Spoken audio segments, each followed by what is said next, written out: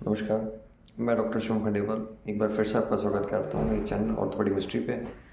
आज एक हम आपके पास लौटे एक नए टॉपिक के साथ, क्योंकि ऐसा कोई टॉपिक नहीं है लेकिन लगभग हर फ्रैक्चर हुए पेशेंट की समस्या है। आज उसको थोड़ा हल करने की कोशिश करेंगे और जानेंगे कैसे उसको हल किया जा सकता है। तो उस बारे में आपसे आज चर्चा करेंगे इस टॉपिक पे। तो आज का टॉपिक आप समझ गए होंगे, नॉन यूनियन ऑफ फ्रैक्चर है, यानी कि हड्डी का ना जुड़ना। सबसे पहले जानेंगे होता क्या है, इसके लक्षण क्या हैं और इसका इलाज कैसे कर सकते हैं। आप घर बैठे क्या कर सकते हैं और हॉस्पिटल आते हैं या मेरे पास आते हैं तो मैं क्या करूँगा या हम लोग क्या करेंगे, उस इस सब चीज़ों पर चर्चा करेंगे। सबसे पहले तो जान लेते हैं नॉन यूनियन का मतलब क्या होता है। नॉन यूनियन का मतलब है कि किसी फ्रैक्चर या किसी हड्डी का नहीं जुड़ना। अच्छा, ये दो केस में हो सकता है। एक केस में तो आपने ऑपरेट ही नहीं करा है, वो एक फिजिबल चीज़ है कि उसमें नहीं जुड़ रहा, तो उसके अन्य कारण हो सकते हैं, उस पर भी चर्चा करेंगे। दूसरा कारण हो सकता है कि आपने ऑपरेशन कराया, प्लेट रॉड फॉर एग्जांपल आपने डलवाई, उसके बाद भी आपकी हड्डी नहीं जुड़ रही है। तो दोनों केस में एक कॉमन कारण तो ये हो सकता है कि आपकी जो एक तो पहला डाइट वो ठीक नहीं है आपकी। दूसरा आपकी जो कुछ लोग स्मोक करते हैं, सिगरेट पीते हैं, अल्कोहल पीते हैं, वो भी एक कारण होती हैं हड्डी के नहीं जुड़ने की। तो ये 2 से 3 कारण तो दोनों में कॉमन हो सकते हैं, और एक शुगर वगैरह आजकल बहुत लोगों को होता है, तो शुगर भी हड्डी को हील होने से रोकता है। तो 2-3 कारण तो मेन है और इम्पॉर्टेंट है, जिसको हम कह सकते हैं कि ये दोनों केस में हो सकते हैं। और चौथा कारण आ सकता है आपका इन्फेक्शन। इन्फेक्शन के कारण भी आपकी हड्डी नहीं जुड़ती है। इसके बाद आपने मान लीजिए ऑपरेट अगर कराया है तो उसमें अन्य कारण भी हो सकते हैं, जैसे लूजनिंग, यानी कि इम्प्लांट फेल हो गया, इम्प्लांट टूट गया, प्लेट टूट गई, स्क्रू टूट गया, स्क्रू निकल गया। तो एक ये कारण हो सकता है, जब आपने इम्प्लांट डाला है उसमें इम्प्लांट फेल हो जाए या लूज़ हो जाए। साथ में इन्फेक्शन भी इसका कारण हो सकता है कि इन्फेक्शन के कारण भी इम्प्लांट लूज़ हो गया, इन्फेक्शन के कारण भी हड्डी की नहीं जुड़ पा रही है। तो ये 5-6 कारण होते हैं आपकी हड्डी नहीं जुड़ने के। अच्छा, आपको कैसे पता लगे कि आपकी हड्डी नहीं जुड़ रही? तो आप भी ये सब पता कर सकते हैं कि मान लीजिए आपने हड्डी का ऑपरेशन करवाया और साल भर में भी वो हड्डी 9 महीने से साल भर के बीच का हम दायरा लेते हैं, उसमें भी अगर नहीं जुड़ रही है तो इसका मतलब है वो आगे भी आशा है कि नहीं जुड़ेगी। या फिर पिछले 3 महीने में आपको कोई इंडिकेशन नहीं मिल रहा हड्डी जुड़ने का, कोई चेंजेस ही नहीं दिख रहे आपको, तो उसको भी हम कहते हैं कि हड्डी नहीं जुड़ी है। इसके लक्षण क्या आते हैं? लक्षण आपको आ सकते हैं कि आपके जहाँ पे आपने ऑपरेशन कराया था या जहाँ आपकी हड्डी टूटी थी वहाँ दर्द रह रहा है आपको अभी भी। जितना दर्द आपको पहला था हो सकता है उससे कम रहे, लेकिन दर्द आपको रह रहा है। साथ में आपको थोड़ा सा वहाँ पे चुभन लग रहा है। उसके अलावा आपको उसमें सूजन आ रखी है, पहली जैसी आ रखी है, सूजन दोबारा से बढ़ गई है, या फिर इम्प्लांट डलवाने के बाद अभी तक सूजन गई नहीं है। वो भी एक लक्षण होता है कि आपकी हड्डी नहीं जुड़ रही है, तो सूजन भी इसका कारण हो जाता है। तो आपको लगेगा कि सूजन बहुत ज़्यादा आ रखी है, दर्द पहले से रह रहा है, उससे कम रह रहा है, लेकिन दर्द अभी भी रह रहा है। और आप देख सकते हैं कि वो हड्डी पे एक्सेसिव मोबिलिटी रहेगी। मोबिलिटी मतलब मूवमेंट रहेगा, जहाँ फ्रैक्चर आपकी हड्डी का हुआ था उस हड्डी की जगह पे आप उस पार्ट का आपका मूवमेंट ज़्यादा रहेगा एज़ कम्पेयर टू जब हड्डी जुड़ जाती है। तो 3-4 लक्षण आपके हो सकते हैं जो आपको बताएं कि आपकी हड्डी अभी तक नहीं जुड़ी है। अच्छा, इस केस में हमें करना क्या चाहिए? सबसे पहले घरेलू इलाज पे आएंगे और फिर आएंगे हॉस्पिटल इलाज पे। तो घरेलू इलाज में आप क्या कर सकते हैं? तो घरेलू इलाज में सबसे पहले जो आपकी डाइट है उसको आप बढ़ा सकते हैं, उसको आप सही कर सकते हैं। एग्जाम्पल के तौर पे मैं बताऊँ, जैसे दूध, दही, छाछ, इस तरह की सफ़ेद दिखने वाली चीज़ें आप ले सकते हैं ज़्यादा से ज़्यादा। ये हड्डी बड़ा हील करने में मदद करती हैं, क्योंकि इसमें कैल्शियम हमें मिलता है। साथ ही हम, अगर आप चाहें, आपको प्रोटीन सप्लीमेंट्स लेना है, प्रोटीन सप्लीमेंट्स लीजिए बाहर से, वो भी आप ले सकते हैं। घर की डाइट में अगर आप खाते हैं तो नॉन वेज जैसे मीट और अंडा आप ले सकते हैं। मैं फिर से बता रहा हूँ, अगर आप खाते हैं तो, वरना आपके दूध, दही, छाछ से भी काम हो जाएगा। तो सफ़ेद दिखने वाली चीज़ें आप ले सकते हैं। साथ में मैंने बताया प्रोटीन सप्लीमेंट्स आप ले सकते हैं, बाहर से प्रोटीन कोई सा भी सप्लीमेंट ले सकते हैं। उसके अलावा हम ले सकते हैं कैल्शियम और विटामिन D3 के कैप्सूल्स, यानी कि दवा जो आती है वो भी आप ले सकते हैं। कैल्शियम विटामिन D3 लेंगे तो हील हड्डी को एज़ कम्पेयर टू जल्दी करेगा।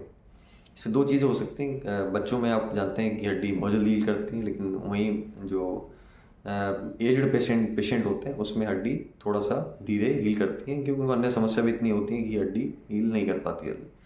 तो एक ये चीज़ भी आपको ध्यान रखने वाली है।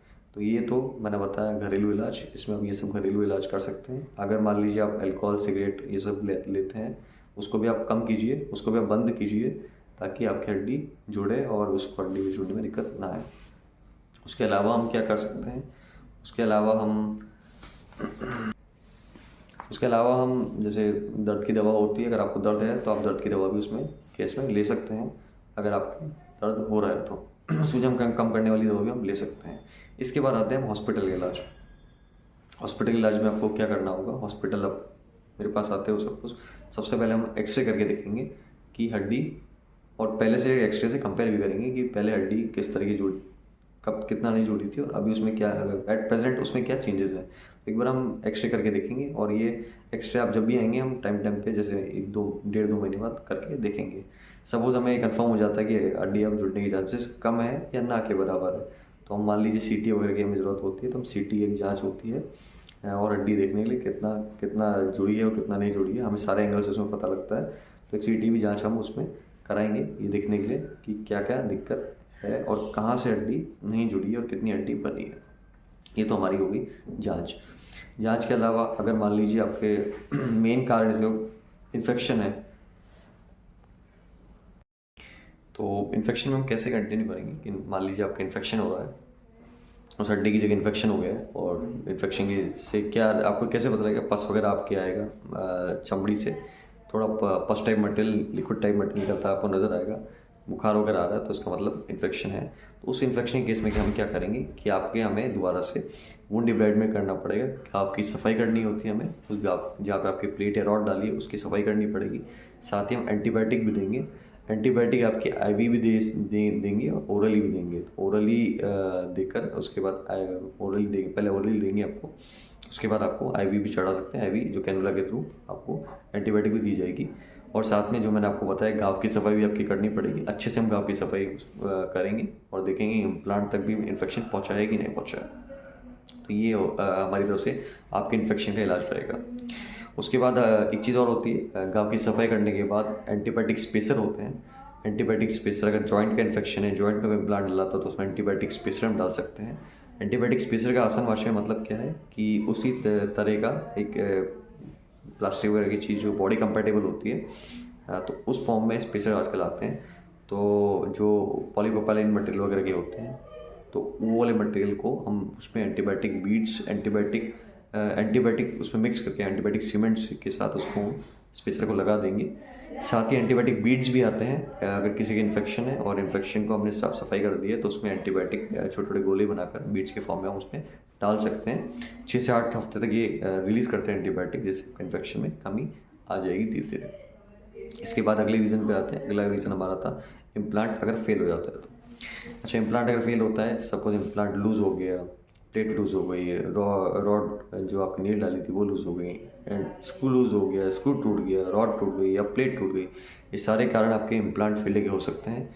ये क्यों हो सकता है कि आपकी हड्डी लंबे टाइम तक नहीं जुड़ती, तो जो आपका वजन है, जो आपका पूरा वजन है वो इम्प्लांट पे जाता है। तो उस केस में ये जो है आपका इम्प्लांट फेल हो सकता है।